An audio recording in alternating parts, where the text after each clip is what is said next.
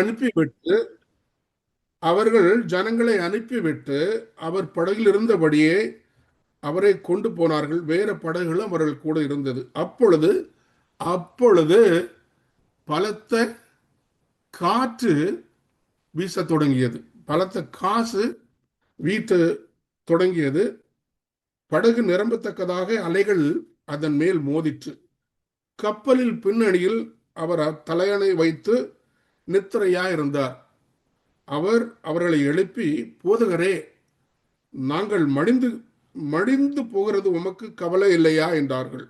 அவர் எழுந்து காற்றை அதட்டி கடலை பார்த்து, இறையாதே, அமைதியா இரு என்றார். அப்பொழுது காற்று நின்று போயிற்று. மிகுந்த அமைதல் உண்டாயிற்று. அவர் என்ன சொல்ல, அவங்க, போதகரே, நாங்கள் மடிந்து போறது உங்களுக்கு கவலை இல்லையா என்று கேட்ட மாத்திரத்தில் அவர்களுடைய இன்னும் கேட்கல. முதல் நினைச்சுறாரு, அந்த அலையும் காற்றையும் நிறுத்துகிறார். அதன் பிறகுதான் அவரோடு பேசுகிறார். அவர்களை நோக்கி, ஏன் இப்படி பயப்பட்டீர்கள்? ஏன் உங்களுக்கு விசுவாசம் இல்லாமல் போயிற்று? என்ன சொல்றாரு? என்னுடைய இருக்கிறீங்க, நான் செய்த அற்புதங்களை பார்க்கிறீங்க, நான் குணமாக்குதல் பார்த்திருக்கிறீங்க, எல்லாவற்றையும் நீங்கள் பார்த்து கொண்டு ஏன் உங்களுக்கு விசுவாசமற்ற பிள்ளைகளாக காண்கிறீர்கள்? அதுவும் நான் உங்கள் மத்தியில் இருக்கிறேன். இதெல்லாம் செய்த இயேசு கிறிஸ்துவாகிய ஆண்டவர் அவர்கள் மத்தியில் இருக்கிறார். ஆனாலும் விசுவாசற்ற சீசர்கள், தான் தெரிந்து கொள்ளப்பட்ட 12 சீசர்களும் விசுவாசமற்ற பிள்ளைகளாக அங்கே இருக்கிறார்கள். ஆண்டவர் விசுவாசம் இல்லாமல் போயிட்டு என்றார். அவர்கள் மிகவும் பயந்து, இவர் யாரோ காற்றும் கடல்வருக்கு கீழ்ப்படுகிறதே என்று ஒருவரோடு ஒருவர் சொல்லிக் கொண்டார்கள். பயந்த மாத்திரம் அல்லாமல் ஆண்டவர் சொல்கிறார், ஏன் உங்களுக்கு இந்த விசுவாசமற்ற பிள்ளைகளா இருக்கிறீர்? சொன்ன மாத்திரமும் திருப்பி அவங்க என்ன பண்றாங்க, இவர் யாரோ, அதுலயும் ஒரு பயம் அவங்களுக்கு. ஏன்னா அவர்களே எல்லாவற்றையும் கண்டும் கேட்டு அவர்கள் விசுவாசமற்ற பிள்ளைகளா இருக்கிறார்கள். ஏன்னா நம்ம வேதாமல பார்ப்போம்னா நிறைய காரியங்கள், இந்த புயல் காற்று மாதிரியும் ட்ரபிளும் ஒவ்வொரு அதிகாரங்களையும் நம்ம பார்க்கலாம்.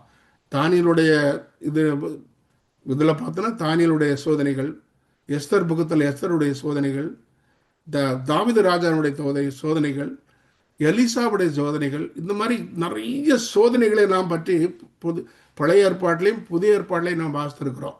நாம் அதையெல்லாம் படிக்க கிறிஸ்தவர்களாக நமக்கு இப்படி ஒரு பயங்கரமான சூழ்நிலை வரும் பொழுது என்ன செய்ய வேண்டும்னா, நாம் ஆண்டவரை நாட வேண்டும். ஆண்டவரோடு என்ன அந்த 3 முக்கியமான பார்ப்பது என்னன்னா, நம்ம ஆண்டவரை ஃபெய்த் அண்ட் விசுவாசமோடு அந்த ஃபெய்த் இருக்க வேண்டும். 2வது, ஆண்டவரின் நம்பிக்கையும் நாம் பெற்றுக்கொள்வோம் என்று நம்பி இருக்க வேண்டும். ஆனால் ப்ரேயர்னா உபவாசம் இருந்து ப்ரேயர் பண்ணணும்.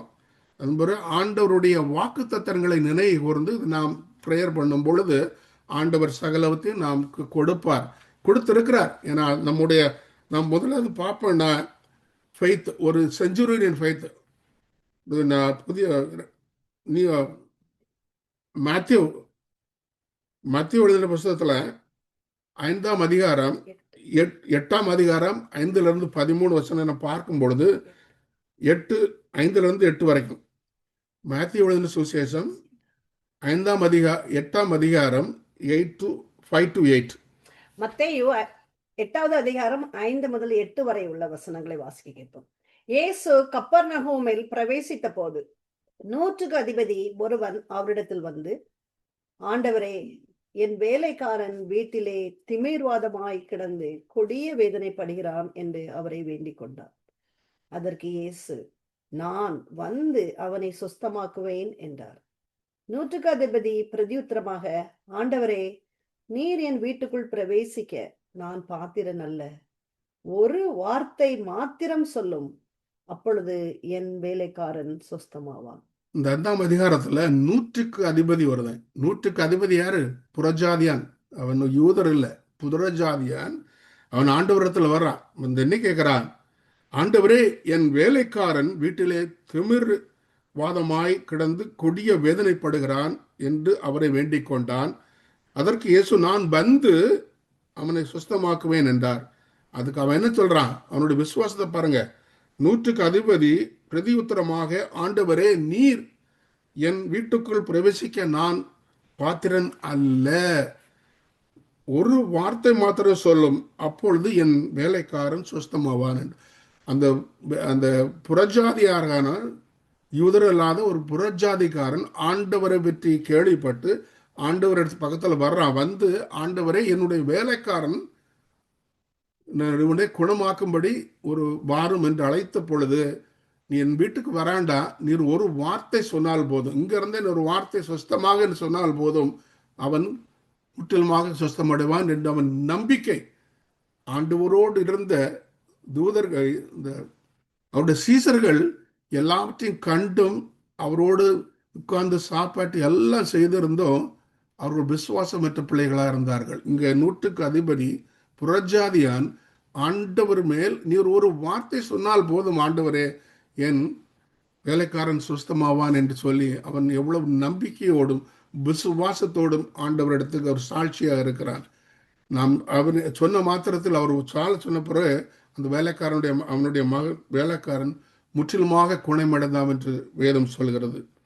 அதே போல் நம்ம இன்னொரு விசுவாசத்திட பார்ப்போம்னா, அந்த பெரும் பாடுள்ள ஸ்திரியானவள், அவள் லூக்கா எழுதின சுவிசேஷம் 8ஆம் அதிகாரம் 43 48 வரைக்கும் நம்ம வாசிக்கும் பொழுது அங்கே அவளை பற்றி சொல்றது.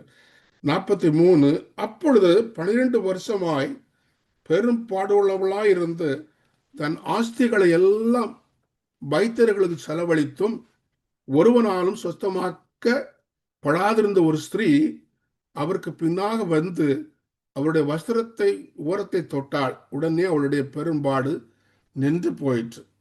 திரளான ஜனங்கள் கூடி வருகிற நடந்திருக்கிற மத்தியில இந்த பெரும்பாடு 12 வருட காலங்களாக பெரும்பாடு அனுபவித்த அந்த ஸ்திரீயானவள், நான் ஆண்டவருடைய வஸ்திரத்தை தொட்டால் எனக்கு சொஸ்தமாகும் என்று நம்பிக்கையும் விசுவாசத்தோடு அவருடைய வஸ்திரத்தை தொடுகிறாள். நாம் தொடர்ந்து வாசிப்பதில் தொடர்ந்து வாசிக்கும் பொழுது என்ன இருக்குது? தொட்ட மாத்திரத்தில் அவருடைய வல்லமை அவரிலிருந்து புறப்பட்டு போனதை இயேசுவானார் உணர்கிறார். யார் என்னை தொட்டது, யார் என்னை தொட்டது, யார் என்னை தொட்டது கேட்ட மாத்திரத்தில் அங்க சீசர்கள் சொல்கிறார்கள், ஏராளமான ஜனங்கள், உமக்கு யார் தொட்டது எப்படி நம்மளுக்கு தெரியும்? ஆனால் ஆண்டவர் சொல்கிறார், என்னிடத்தில் வல்லமை இறங்கி போயிற்று. என்னை தொட்டது யார் என்று கேட்ட மாத்திரம் இந்த ஸ்திரீயானவள் வந்து, ஐயரே, நான் தான் உம்முடைய துண்டை தொட்டேன், முன்புடைய வஸ்திரத்தை தொட்டேன். எனக்கு இந்த மாதிரி ஒரு 12 வருட காலங்களாக நான் எத்தனையோ மருந்து மாத்திரைகள் சாப்பிட்டோம், ஒருத்தரால் எனக்கு குணமாக்க முடியல. ஆனால் நீர் என்னை குணமாக்க வல்லவராக இருக்கிறேன் என்பதான் உணர்ந்து உமது வஸ்திரத்தை தொட்டால் என்னுடைய சுத்த ஆவி எல்லாவற்றையும் என்னோடு பலமாக்குவேன் என்ற நம்பிக்கையோடு நான் தொட்டேன் என்று சொன்ன மாத்திரத்தில், உன் விசுவாசம் என்னை பலப்படுத்த போ சமாதானமாக என்று ஆண்டவர் சொல்லுகிறார். ஆண்டவர் 2 ஒரு பெரும்பாடுபட்ட ஸ்திரீ, என்னொன்னு ஒரு புறஜாதியானுடைய வேலைக்காரன். ஆண்டவர் எவ்வளவு விசுவாசத்தோடு அவங்க செய்கிறார்கள். ஆனால் ஆண்டவரோடு பிரயாணப்பட்டு கொண்டிருக்கும் சீசர்களுக்கு அந்த விசுவாச குறை அற்றதா இருந்தது. தியானிக்கிற நாமக்கும் அந்த விசுவாச குறை உண்டு. ஆனால் நம்பிக்கையோடு முழு பலத்தோடு ஆண்டவரை நாம் தேடும் பொழுது ஆண்டவரை நாம் தேடுகள் கண்டடையோர் என்று வேதம் சொல்லுகிறது. ஆண்டவரை நாம் முழு நம்பிக்கையோடு விசுவாசத்தோடு ஜெபம் செய்யும் பொழுது எல்லாவற்றிலிருந்து விடுதலை கொடுப்பார் என்று அங்கே வேதாம் சொல்கிறது. இன்னொரு சோதனை பார்ப்போம்னா, நம்ம நம்பிக்கையும் ஆனால் ஆண்டவர் என்னை இந்த விடுதலை கொடுப்பார் என்று நம்பிக்கையோடு நாம் அவரை தேடும் பொழுது அதில் நாம் கண்டடைவோம். ஏன்னா தானியேல் எழுதின புஸ்தகத்தில் நாம் பார்க்கும்போது, தானியேல் தீர்க்க தரிசன புஸ்தகத்தில் 6ஆம் அதிகாரம் 10வது வசனம், தானியேலோ வென்றால் அந்த பத்திரத்துக்கு கையெழுத்து வைக்கப்பட்டது என்று அறிந்த போதிலும் தன் வீட்டுக்குள்ளே போய் தன் மேல் அறையிலே எருசலேமுக்கு நேராக பல கணிகள் திறந்திருக்க, அங்கே தான் முன் செய்து வந்தபடியே தினம் 3 வேளையும் தன் தேவனுக்கு முன்பாக முழங்கால் படியிட்டு ஜெபம் பண்ணி சோஸ்திரம் செலுத்தினான். தானியேல் 6:10. தானியேலுடைய இந்த தீர்க்க தரிசன வசனங்களை இதை பார்க்கும் பொழுது தானியேல் ஒரு ஆண்டவருக்கு பயந்தவன். அவன் அடிமைத்தனமாக பாபிலோனுக்கு அழைத்து செல்லப்பட்டவன். அவனோடு கூட அவன் ஃப்ரெண்ட்ஸ்களும் போயிருந்தாங்க. இவனுடைய ஆண்டவர் இவனை நேசித்ததனால் ஆண்டவர் இவனுக்கு அந்த ராஜாவுக்கு புரியாததெல்லாம் இவன் விளங்க பண்ணல. அவனுடைய அந்த சொப்பனத்துல எல்லாம் விளக்கி விளக்கி சொன்ன மாத்திரத்தில் அவன் அங்கே உயர்த்தப்படுகிறான். அப்பொழுது அந்த பாபிலோன் எல்லாருக்கும் இவனுக்கு மேல கோபம். ஏன்னா ஒரு அடிமை நம்மளை ஆட்சி பண்றானு என்று பயங்கர கோவத்தினால இவனை எப்படியாவது நம்ம இவனை இவனை ராஜாவுக்கு இவனை நம்பிக்கை இழக்க வைக்கப்படணும். என்னெல்லாம் சூழ்ச்சி பண்ணா ஒன்றும் செய்ய முடியல.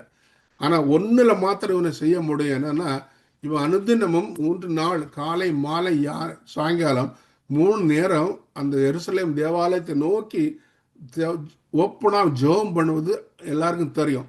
அப்ப இதை வச்சுதான் இவனை எப்படியாவது நம்ம குற்றத்திற்கு ஆளாக்க முடியும் என்று அவனுக்கு எதிராக ஒரு இது பண்ணி அவன் இல்லாத நேரத்துல ஆண்டவர்கிட்ட போய் அந்த ராஜாவிட்ட போய் 30 நாள் உண்மை தவிர வேற எந்த தேவனாவது ஜெயிப்பீர்களோ அவர்களுக்கு கொலை உண்டப்படப்பட வேண்டும் ஒரு சட்டம் ஏற்றப்பட்டிருக்குது. அந்த ஏற்றப்பட்ட சட்டத்தை தாவீதும் அறிந்திருக்கிறான். ஆனால் தானியேலும் அறிந்திருந்தபடியும் தெரிந்திருந்த மாத்திரத்திலும் அவன் எப்பொழுது செய்த போல நான் என் ஆண்டவர் என் உயிருள்ள தேவனோ நான் எப்பொழுதும் ஜெபம் செய்வேன் என்று அவன் கலங்காதபடி அவன் அற்புண்டு போவான் என்று தெரிந்த மாத்திரத்தில் கூட அவன் எப்பொழுதும் செய்த மாத்திரத்தில் அனுதினமும் செய்கிற மாதிரி அந்த விண்டோவை ஓப்பன் பண்ணி ஜன்னல் வழியாக ஜெருசலேம் ஆலயத்தை நோக்கி 3 தடவை ஜெபிக்கிறான். இவன் ஜெபித்ததை பார்த்து உடனே அவனுக்குள்ள மற்ற ஆட்கள் ராஜாவிடத்தில் சொல்லி அந்த பிரேஷியர் ராஜ்யத்தில் என்னன்னா ஒரு தடவை அந்த அரசர் கையெழுத்து போட்டாராம், யாரும் அதை மாற்ற முடியாது, அரசனால் கூட மாற்ற முடியாது, அவங்க அரச சட்டம் அது. போய் சொன்ன மாத்திரம் இது தானியேலுக்கு கொட்ட பிறகு அந்த ராஜா ரொம்ப கவலைப்படுறான். தானியேலுக்கு அந்த மாதிரி நான் பண்ணேன், ஏன்னா அந்த அரச சட்டத்தின்படி அவனுக்கு அதை எக்ஸிக்யூட்டிவ் பண்ணிதான் ஆகணும். ஆனால் அவனை சிங்க கேபிளில் போடுறாங்க. சிங்க கேபிளில் போட்டோம். ஆனால் அந்த ராஜாவுக்கு ராத்திரி ஃபுல்லாக தூக்கம் இல்லை. அவன் எப்படி தானியில் போட்டுட்டோமே, குற்ற உணர்வு தானியில் போட்டுட்டோமே.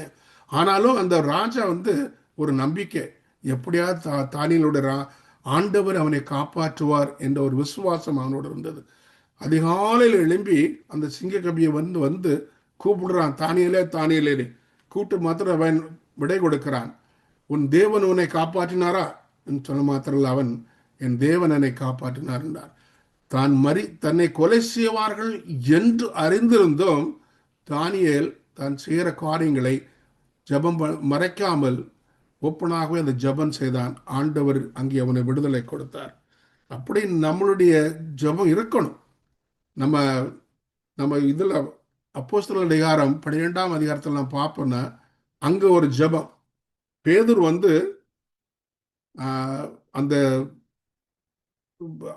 ராஜாவால் சிறையில் அடைக்கப்பட்டு அடுத்த நாள் அவன் கொலை செய்வதற்காக பயங்கரமான சிறைச்சாலையில் வைத்திருக்கிறாங்க. அவனுக்காக இடைவிடாம ஜெபம் பண்றாங்க, ஜெபம் பண்ணிக்கிட்டே இருக்கிறாங்க, இடைவிடாம ஜெபம் பண்றாங்க, எப்படியாவது விடுதலை கொடுக்கணும். ஆனா ஜெபம் பண்ணிக்கிட்டு இருக்கும் பொழுது இந்த ஒரு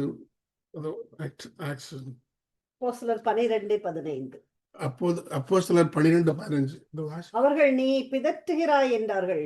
அவளோ அவர்தான் என்று உறுதியாய் சாதித்தாள். அப்பொழுது அவர்கள் அவருடைய தூதனாய் இருக்கலாம் என்றார்கள். ஜெபித்துக் கொண்டிருக்கும் பொழுது அங்க ராத்திரி கதவு சத்தம், தட்டுகிற சத்தம் கேட்கிறது, கூப்பிடுற சத்தம் கேட்கிறது. அந்த ஸ்திரீ ஆனவள், ராதை அந்த சின்ன ஸ்திரீ ஆனவள் சொல்றா, இது பேதுருன்னு சவுண்டு சொன்னோன்னு எல்லார்ட்டும் போய் சொல்ற, அந்த மாதிரி பேதுரு கதவை தட்டுறான்னு. அவளை பார்த்து அவளுக்காக ஜெபித்து கொண்டிருந்தார்கள். ஜெபித்து கொண்டிருந்த போல அவர் நிற்கிறான்னு அவனுக்கு நம்பிக்கை இல்லை. ஏன் பிதற்றுகிறாய், அவன் ஜெயிலில் இருக்க அப்படி வர முடியும்னு ஏன் பிதற்றுகிறாள், அந்த குழந்தையை அதட்டுகிறார்கள். அது போலதான் நம்முடைய விசுவாசமும். நாம் ஜெபிக்கிறோம், ஜெபித்தது ஆண்டவர் இடத்துல, ஆண்டவரே எங்களுக்கு இது தேவை, எங்களுக்கு சொஸ்தமாக்கணும் ஜெபிக்கிறோம். நம்பிக்கையோடு ஜெபிக்கும் பொழுது ஆண்டவர் நம்மளுக்கு எப்படி கொடுப்பார் என்று நம்பிக்கையோடு நாம் கடந்து செல்லணும். ஆனால் நம்ம சீசர்கள் போல நாம் நம்பிக்கையற்ற பிள்ளைகளாக இருக்கிறோம். நிறைய பேர் நம்ம மத்தியில் நம்பிக்கை உள்ள பிள்ளைகளாக நாம் வாழ வேண்டும். அது உண்டு. இன்னொன்று நான் பார்ப்பேன்னா, இன்னொரு ஒரு பயங்கரமான சூழ்நிலையில் இந்த ஸ்ட்ராங் எஸ்தருடைய புஸ்தகத்தில், எஸ்தருடைய புஸ்தகத்தில் நீங்கள் அங்கே வந்து யூதர்களுக்கு எதிராக அந்த முரதக்காய் இந்த ஹாமான் மூலமாக அங்கே ஒரு சட்டம் என்ன பண்றான்னா, 120 ராஜ்யத்தில் உள்ள எல்லா யூதர்களையும் நிர்மூலமாக்க வேண்டும் என்று ஒரு சட்டம் அந்த போஷன் ராஜால இருந்து போயிருக்கிறது. அப்போ இதை கேட்ட மாத்திரத்தில் அந்த எஸ்தருடைய சித்தப்பா மொர்தெகாய் அவளுக்கு ஆள் அனுப்புகிறான் எஸ்தருக்கு. இதுல இருந்து நீ உன் சனங்களை நீ காப்பாற்றும், அதற்கு தான் உன்னை ஆண்டவர் அங்கே அனுப்பியிருக்கிறாள். இவளுக்கு ஒரு பயம், ஏன்னா எஸ்தர் அந்த சிறிய ராஜாவில் வந்து ராஜா அழைத்தால் ஒழிய ராணி கூட போக முடியாது அவன் முன்னாடி. அப்படி போனால் அவள் கொலை செய்யப்படுவாள். அதுதான் அவங்களோட சட்டம். அப்போ இவ்வளவு என்ன சொல்றான் அவங்க சித்தப்பாக்கு, என்னால ராஜா கூப்பிட முடியல, நான் எப்படி போக முடியணும்? அப்போ நீ ராணி ஆயிட்ட, அந்த நீ அதை நினைச்சு நீ அது பெருமைப்பட்டு இருக்காத. இது கடவுளுடைய சித்தமா இருக்கலாம். உன்னை அங்கே அழைத்து சென்றது நம்முடைய ஜனங்களை காப்பாற்றுறது அவருடைய சித்தம். நீ ஏதாச்சை அப்படி சொன்ன மாத்திரம் இல்லை. அவன் என்ன சொல்றான், நீங்களும் எல்லாரும் 3 நாட்கள் ஃபாஸ்டிங் அண்ட் ப்ரேயர் பண்ணுங்க. நானும் என் தோழிகளும் எனக்கு செய்கிற வேலைக்காரர்கள் எல்லோரும் நாங்களும் 3 நாள் ஜபிக்கிறோம் என்று அங்கே ஜபம் பண்ணுகிறார்கள். ஏன்னா அவளுடைய விசுவாசம் என்னதான் இருந்தது, நீங்கள் ஜபம் பண்ணும்போது எவைகளை கேட்டுக்கொள்கிறீர்களோ அவைகளை பெற்றுக்கொள்வோம் என்று விசுவாசிங்கள், அப்பொழுது அவைகள் உங்களுக்கு உண்டாகும் என்று சொல்கிறேன் என்று ஆண்டவர் அங்கே மேத்யூ 21:22 சொல்லியிருக்கிறார். அதே மாதிரி இவன் வந்து அங்கே உபவாசம் இருந்து ஜெபம் பண்றாங்க. எஸ்தர் 4:15-16 இது பார்க்கலாம். அப்பொழுது எஸ்தர் மறுபடியும் சொன்னதாவது, நீர் போய் சூசானில் இருக்கிற யூதரை எல்லாம் கூடி வர செய்து 3 நாள் அல்லும் பகலும் புசியாமலும் குடியாமலும் இருந்து எனக்காக உபவாசம் பண்ணுங்கள், நானும் என் தாதிமாரும் உபவாசம் பண்ணுவோம். இவ்விதமாய் சட்டத்தை மீறி ராஜாவினிடத்தில் பிரவேசிப்பேன், நான் செத்தாலும் சாகிறேன் என்று சொல்ல சொன்னாள். தேங்க்யூ. ஏன்னா எவ்வளவு 120 ராஜ்யத்திலையும் நீங்க ஜெபம் பண்ணுங்க, 3 நாள் உபவாசம் இருந்து ஜெபம் பண்ணுங்க. ஆண்டவர் நான் ராஜாவை பார்க்கும் பொழுது ராஜாவிடத்தில் பிரவேசிப்பேன், நான் செத்தாலும் சாகிறேன் என்று சொல்ல சொன்னாள். அப்படி அவங்க ப்ரேயர் பண்ணுற மாத்திரத்தில் இவ அங்கே போகிற அந்த போர்க்குரல் நீட்டுகிறான், இளவரசி உனக்கு என்ன தேவை என்று.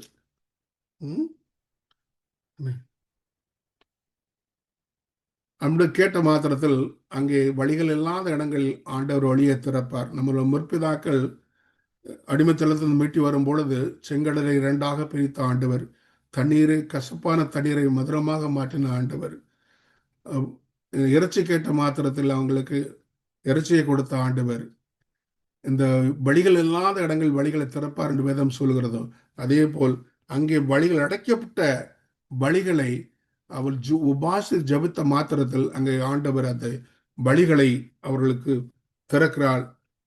அவளுக்கு அந்த யூதர்களுக்கு எதிராக எழுதப்பட்ட சட்டம் யார் மூலமாக வரப்பட்டது, கடைசியில் அவனை குற்றவாளி ஆக்கி அவன் தோன்றின எல்லா இதற்கும் அவன் அங்கே தூக்கில் விடப்பட்டு அவன் குடும்பங்களும் சங்காரிக்கப்பட்டது என்று நாம் வேதத்தில் வாசிக்கிறோம்.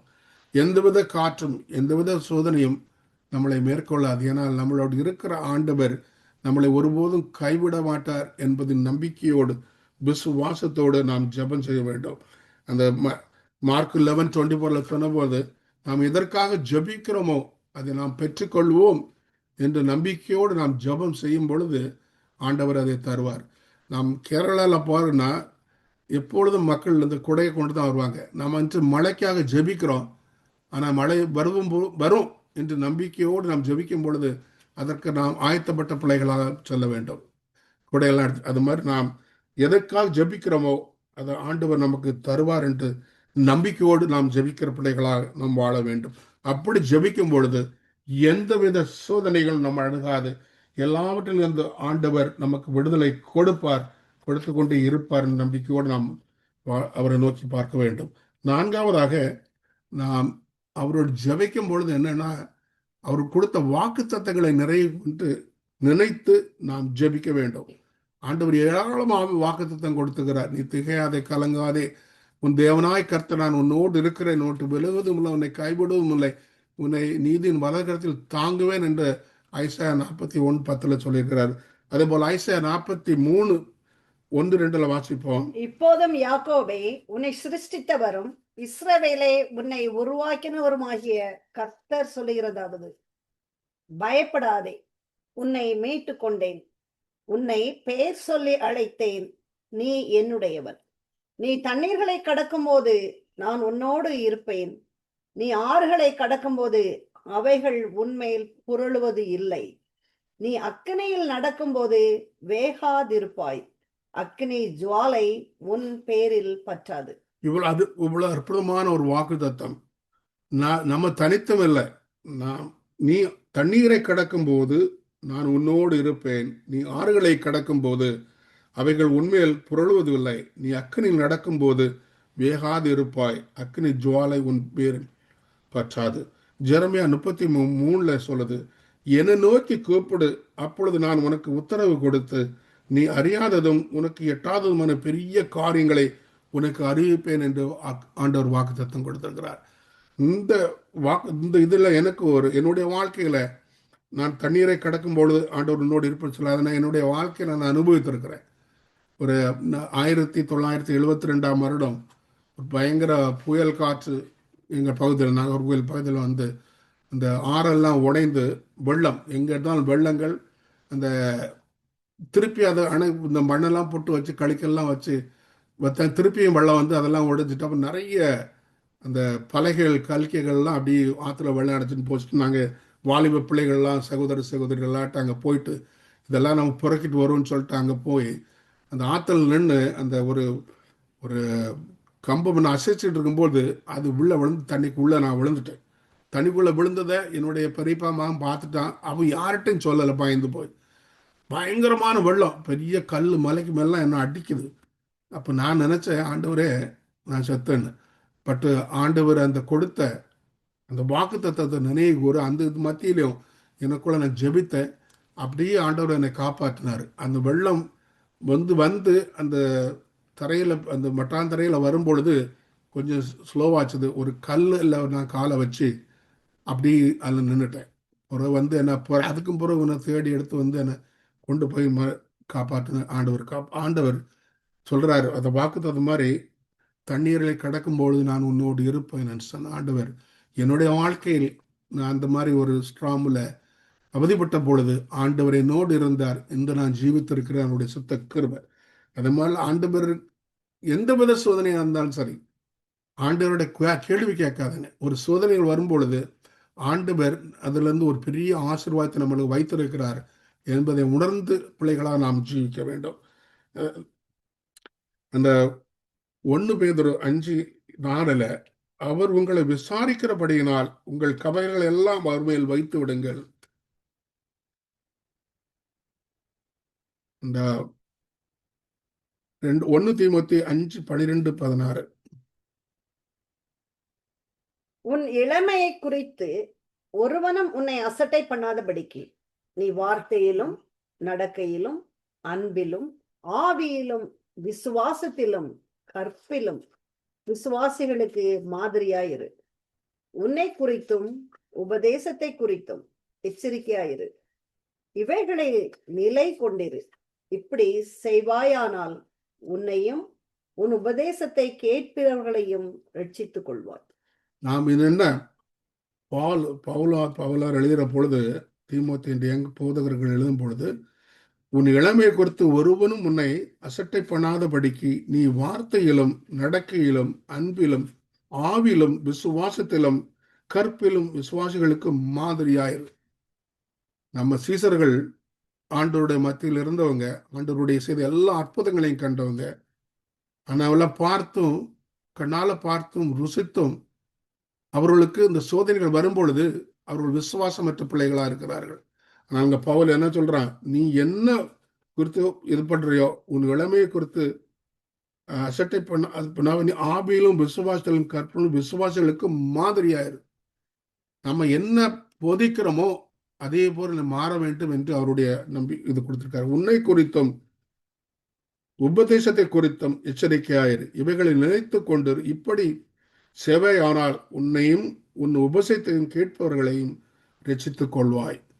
நாம் எதை விசுவாசிக்கிறோம், நாம் அனுதினமும் காலை மாலை நாம் ஆண்டவருடைய பாதத்தில் வந்து அவர் வைத்திருக்கும் ஆசீர்வாத வசனங்களை தியானிக்கிறோம். ஒவ்வொரு தடையிலும் வசனங்கள் தியானிக்கும் பொழுது அந்த வசனம் நமக்கோடு பேச வேண்டும். நமக்கு கண்கள் இருந்தும் நாம் காணாதவர்களா இருக்கிறோம். நமக்கு காதுகள் இருந்தும் நாம் கேட்காதவர்களா இருக்கிறோம். ஏதோ வாசிக்கிறோம், எல்லாம் ஒரு இன்ஸ்டன்ட் காஃபி மாதிரி வாசித்துட்டு அப்படி போறோம். அது புரியாத வாசிக்கிறோம். நாம் நாம் சீசர்கள் போல விசுவாசற்ற பிள்ளைகளா இருக்காதபடி நாம் எதை தியானிக்கிறோமோ அதை நாம் முற்றிலுமாக உணர்ந்து காலடிகள் எடுத்து வைக்கும் பொழுது, ஆண்டவரே இது உமக்கு பிரியமான பாதை இதுவோ என்று நாம் தெரிந்து கொண்டு, ஆண்டவரே என்னோடு பேசும் என் காதுகள் அவர் பேசுகிறதை கேட்கும்படியாக நாம் காதுகளை உன்னிப்பாக விரித்த பிள்ளைகளாக நாம் ஜீவிக்கும் பொழுது நாம் நம் விசுவாசத்தில் பலப்படுவோம். நாம் ஆண்டவருக்கு ஒவ்வொரு நாளும் நமக்கு இவ்வளவோ ஆசீர்வாதங்களையும் அற்புதங்களையும் செய்கிறார். ஒவ்வொரு நிமிடமும் நமக்கு செய்கிறார். அவைகளெல்லாம் நாம் உணர்ந்து சாட்சி உள்ள பிள்ளைகளாக நாம் வாழ வேண்டும். சங்கீதம் 46:1-3 7வது வசனம் என்ன சொல்லுதுன்னா, தேவன் நமக்கு அடைக்கலமும் தேவன் ஆபத்து காலத்தில் அனுகூல துணையுமானவர். ஆகையால் பூமி நிலை மாறினாலும் மலைகள் நடு சமுத்திரத்தில் சாய்ந்து போனாலும் அதன் ஜலங்கள் கொந்தளித்து பொங்கி அதன் பெருக்கினால் பர்வதங்கள் அதிர்ந்தாலும் நாம் பயப்படோம். சேலா.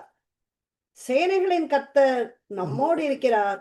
யாக்கோபின் தேவன் நமக்கு உயர்ந்த அடைக்கலமானவர். சேலா. சேனைகளின் கர்த்தர் நம்மோடு இருக்கிறார். தாவீது தன்னுடைய வாழ்க்கையில எல்லாவற்றையும் ஆண்டவரிடத்தில் பார்த்திருக்கிறான். ஆசீர்வாதத்தை பெற்றிருந்து அதற்கு அவன் உணர்ந்து அவன் பெற்றுக்கொண்ட ஆசீர்வாதத்தை நம்மளும் அதுபடி நடக்க வேண்டும் என்று சங்கீதக்காரன் அங்கே எழுதியிருக்கிறான். நாம் கேட்கிறோம், அனுதினமும் வேதங்களை வாசிக்கிறோம். நாம் எதை தியானித்தோமோ அதை உணர்ந்து அதை அபியாசித்து வாழ்ந்து பிறருக்கு நாம் சாட்சியாக வாழ கர்த்தர் நாம் எல்லாரையும் ஆசீர்வதிப்பாராக. ஒரு கோட் மாத்திரம் சொல்லி முடிக்கணும். இது கொரின்டியன் பூம்னு ஒரு லேடி எழுதியிருக்கிறது. If you look at the world you will be distrust. If you look within you will be depressed. If you look at God, you will be at rest. நீங்கள் உலகத்தை பார்த்தால் கலக்கம் அடைவீர்கள், உங்களுக்குள் பார்த்தால் மனசோர்வடைவீர்கள். நீங்கள் இறைவனை பார்த்தால் அமைதி அடைவீர்கள். Corrie ten Boom. இந்த lady she is from Holland. இவங்க நிறைய அந்த ஹாலோகாஸ்ட்ல நிறைய பேரை காப்பாத்திருக்கிறாங்க. இந்த அம்மா எழுதின மாதிரி நாம் ஆண்டவரை நோக்கி பார்ப்போம். ட்ரபிள் வரும், டெம்டேஷன் வரும், எல்லாம் வரும். The storm will come, the storm will go. Jesus always reminds. ஆண்டவர் நம்மத்தில் எப்பொழுது நிலைத்திருப்பார். நாம் ஆண்டவர் மேல் நம்பிக்கையோடு விசுவாசத்தோடு ஒரு விசுவாச குறைச்சல் இல்லாதபடி நம் ஆண்டவர் நம்மளோடு இருக்கிறார், எங்களோடு இருக்கிறார். எந்தவித சோதனைகளும் எங்களை மேற்கொள்ளாது. ஏனால் எங்கள் படைத்த ஆண்டவர் நிகராக ஒரு தேவன் இல்லை என்பதை உணர்ந்து அதை அபியாசித்து வாழ்கிற பிள்ளைகளாம் நாம் வாழ கர்த்தர் ஒவ்வொருவரையும் ஆசீர்வதித்து பலப்படுவாதவராக. ஒரு பாடல் உண்டு, ஒரு சில வரிகளை நான் மோசையோடு இருந்தது போல் உன்னோடும் இருப்பேன் என் மகனே. திகையாதே, கலங்காதே, நீ போகும் இடமெல்லாம் வருவேன். திகையாதே, கலங்காதே, நீ போகும் இடமெல்லாம் வருவேன். தாய் தன் சேயை மறந்து போனாலும் நான் உன்னை மறப்பதில்லை. துன்பத்தால் பாரத்தால் நசுங்குண்டு போகையில் அடைக்கலமாய் இருப்பேன். துன்பத்தால் பாரத்தால் நசுங்குண்டு போகையில் அடைக்கலமாய் இருப்பேன். திகையாதே, கலங்காதே, உன் நீ போகும் இடமெல்லாம் வருவேன். நான் மோசையோடு இருந்தது போல் உன்னோடும் இருப்பேன் என் மகனே. நான் மோசையோடு இருந்தது போல் உன்னோடும் இருப்பேன் என் மகளே. பக்தன் பாடுதல போல் ஆண்டவர் கொடுத்த வாக்கு தத்தங்களை நினைவு கூர்ந்து, ஆண்டவர் ஒருபோதும் நம்மளை கைவிட மாட்டார். எந்தவித சோதனைகளா இருந்தாலும் சரி, புயல் காற்று அடித்தாலும் சரி, வீட்டுல ஃபேமிலியில பிரச்சனை இருந்தாலும் சரி, பிள்ளைகள் படிப்புல பிரச்சனை இருந்தாலும் சரி, பிள்ளைகள் வயதாகி விட்டது இன்னும் திருமணம் ஆகவில்லை என்ற கவலையில் இருந்தாலும் சரி, எல்லா கவலைகளிலும் எல்லா சோதனைகளிலும் ஆண்டவர் நம்மோடு இருக்கிறார். அவர் நம்மளை ஒருபோதும் கைவிடுவதில்லை. கர்த்தரை நோக்கி பார்த்து முழு இருதயத்தோடு அவரை நாம் தேடுவோம். முழு இருதயத்தோடு நாம் நம்பிக்கையோடு ஜபிப்போம். ஆண்டவர் எல்லா கட்டுகளிலிருந்து விடுதலை கொடுத்து அவருக்காக நாம் ஆயத்தப்பட்ட பிள்ளைகளால் ஜீவிக்க, நமக்கு கொடுக்கப்பட்ட தாளந்துகளை திராட்சை தோட்டத்தில் ஊழியத்தை கட்டுகிற பிள்ளைகளாக ஒவ்வொரு விசுவாசிகளும் மாற கர்த்தர் கிருபை செய்து ஆசீர்வதிப்பார் ஆக. ஆமென்.